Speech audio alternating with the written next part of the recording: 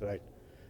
Just as a brief background to what type of effort has gone in the last 7, 8 months, is on actually capturing the effects and the impact that the National Education Policy 2020 has achieved. So, since in November of last year, there has been an intense exercise of consulting with the states, and over 300 state universities, another 300 odd central universities, private universities were consulted on the various aspects of implementation of the national education policy. Now, out of that intense discussion, an agenda of plan of action was developed, and that agenda plan of action was presented in the Chief Secretary's conference, and wherein the Honorable Prime Minister was also there. We got the consensus of all the state governments towards implementing this 16-point agenda plan of action. Now, this 16-point agenda plan of action is one of the themes or the foundations of the actions that we are proposed to discuss in this Samagam today in the next 3 days.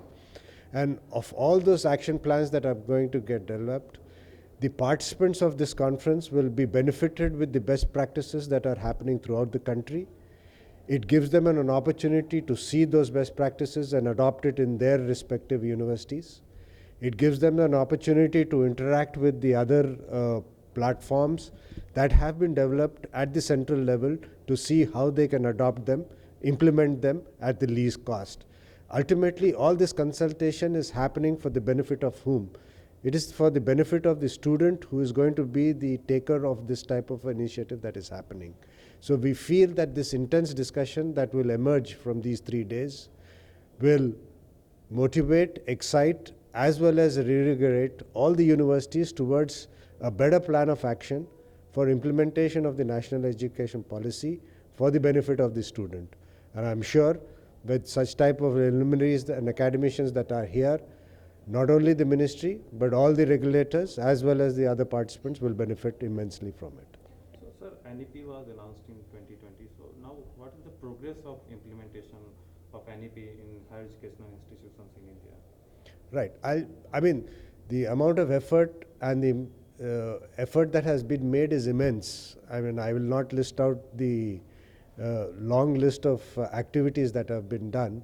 But just to take as an example, the initiative of AICT to bring in literature, reading material for professional colleges in Indian languages.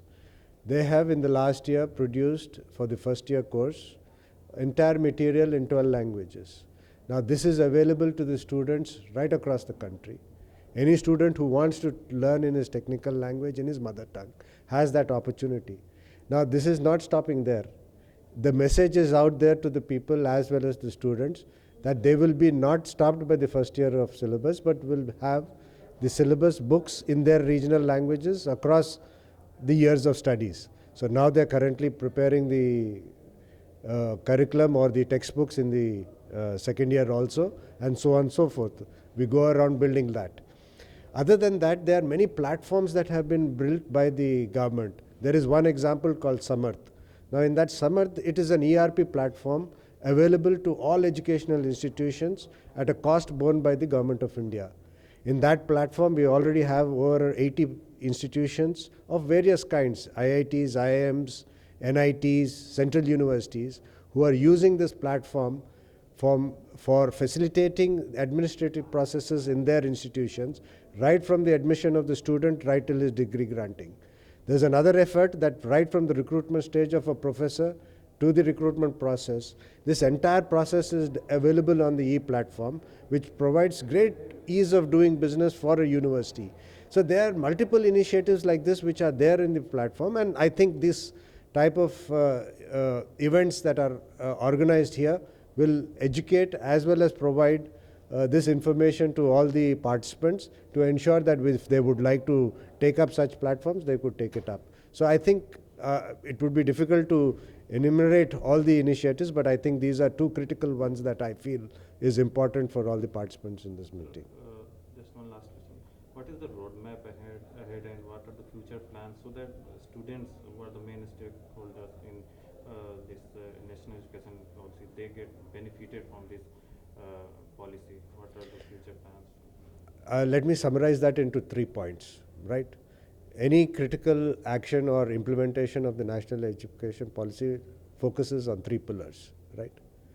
One is that you need a curriculum which meets the industry's requirement.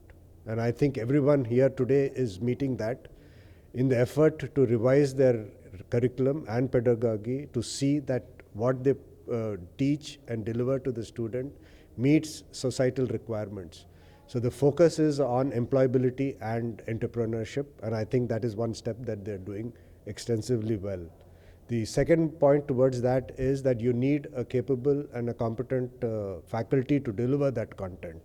And I think that content is being developed for the benefit of the teachers. AICT has a proper scheme of an induction course for every faculty member who joins this stream of engineering. What an 8-week course to deliver and how it is to be delivered is taught in those 8 module sessions. And the third point is, how do you leverage technology to see that you are able to deliver it at the least cost? Now, these examples are there. Today we will hear many examples in the session. There are 2 sessions exclusively to give you the best practices that are available. But there are 2 examples I would like to mention to you. One is the platform that IIT Madras has given for ensuring that you have a platform which is able to reach unlimited number of people for delivering a BSc data science course. Now that data science course has 15,000 people registered onto one platform in one way. So there's no limitation of the seat number, but you're able to deliver a quality course. Now that is the way forward to see how our higher education institutions have such type of an ability to deliver that to the remotest part of the country. The second part is, how do you deliver innovation? How do you embed innovation into every education institution? The ministry has a great platform. It's created an innovation cell. It is headed by an individual who is from the private sector.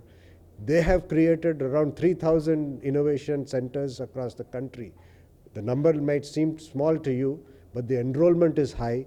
The culture of entrepreneurship and ensuring that you do innovations into addressing how problems of the country are addressed through the Smart India hackathons, I think is a small step but has an impact of far-reaching consequences. And I think these 3 broad steps are going to be a path breaker for the implementation of the national education policy. Thank you. Okay, thank you.